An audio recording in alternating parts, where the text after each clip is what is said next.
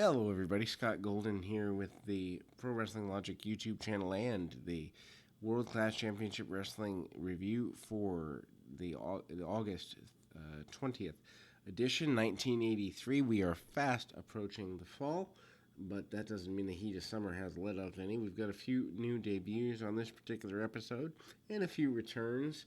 Relatively non-sequential program, nothing that you have to see, and there is a title switch, but it's not really a switch that is terribly expected. We open though with Bill Radke versus Iceman King Parsons. Radke, obviously a perennial enhancement talent for the area, and Parsons, a guy who always puts on a good match. Probably one of the more consistent forces on TV that isn't a Von Erich, at least for this 6 to 9 month time span. Anyway. So he stands toe to toe with the bigger Radke, and ends up brawling with him a bit. Very basic match scenario, as we do eventually see him kind of chop down the big man and get advantages through using a little power, more power than you'd expect. A guy Parsons size to have. Not that he's small, but Radke is bigger and more lumberous, to say the very least. A middle rope butt is the cause of the loss for Radke. Iceman King Parsons winning. Kevin Von Erich and Michael Hayes both have interviews about the world-class six-man tag team championships, including a trophy standing behind Kevin, so I don't know if the trophy is associated with the six-man belts, and I've just never noticed or what that's about, but both men advocating for their respective trios to be successful, and making sure that that is in the minds of the audience at home. So out next, we see that Jimmy Garvin is here, and he is discussing the fact that he intends to defend the championship, Texas Championship, almost every week, or the American Championship, the belt that he holds. And it's hard to keep, the one thing I will say is it's hard to keep the championships straight here in Texas because there are too many and they switch so often. So perhaps that's an issue. But anyway, the championship he holds, he talks about, defending it weekly to get himself more face time on television. I don't know that he'll follow through with that, but anyway. We then see a debuting Boris Zukov, which is interesting, because I did not realize that Boris Zukov as a character was here in 1983, but we see him with Akbar, and so maybe Akbar's just switched allegiances. Regardless, he faces off against Mike Reed. Reed is a perennial enhancement talent for the area at the time, and obviously Zukov very dominant, but also very power-driven, power-based, and he does, take a few bumps, drop kicks, and the like for his adversary, but he does come back and manage to get a victory here. Neck breaker by Zukov getting the victory, and then we move into the top rope second rope knee drop is what gets the victory. Neck breakers right before it. Then we move into the main event. Main event being the Freebirds and the Von Erichs for the six-man tag team championships, which is hyped earlier in the program.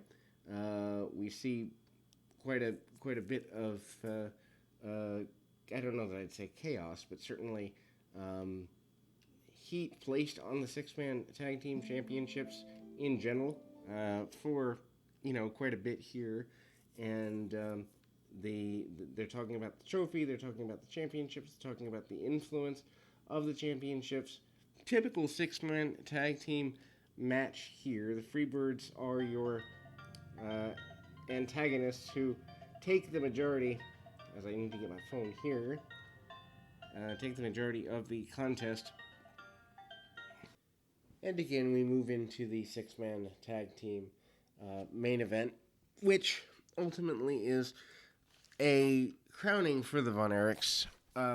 Obviously, the Von Erich name is indirectly made through the six-man tag team titles here in Texas, and the matches are always good. They're always competitive, but they serve a direct purpose. In that I don't think if the Von Erichs didn't exist as three brothers, that there would be that level of commitment to a six-man tag team championship. So Kerry is in with Gordy a good bit.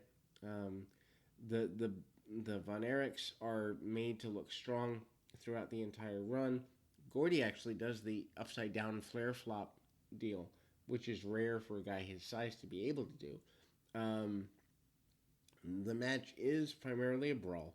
Von Erichs are in control the vast majority of it. I wouldn't say all of it, but there certainly is a level of familiarity, and finality doesn't feel like the right word, but it's getting to the place where the Freebirds aren't holding the heat that they once had with the Von Erichs. And I think, you know, is that the end? No, but it's kind of like when Goldberg was on his hot streak. You knew it had to end at some point.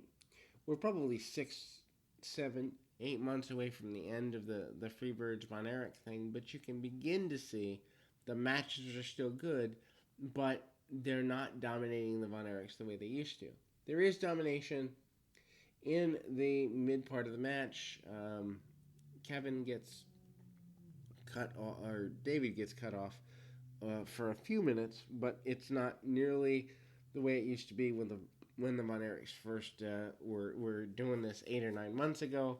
Um, Kevin comes out the back door. Kevin actually is in the match more so than the rest of his brothers. It appears this match this time around, and then Gordy, who really does try to be dominant, spends a good bit of his time doing that. And again, it's interesting because I think whether it's the vertical suplex from Kerry, but Kerry is always treated like the Von Erich that's going to make it.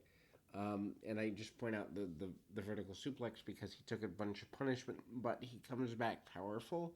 And I think Kerry is the one that's shown to be indestructible when one of the Von Erichs needs to look indestructible, and that's been evident since his first match with Flair that we've covered in '82.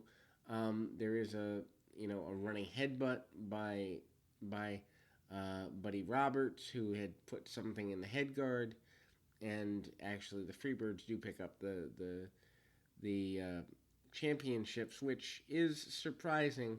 For some reason, I think I was referencing the original win by the Von Erichs several months ago.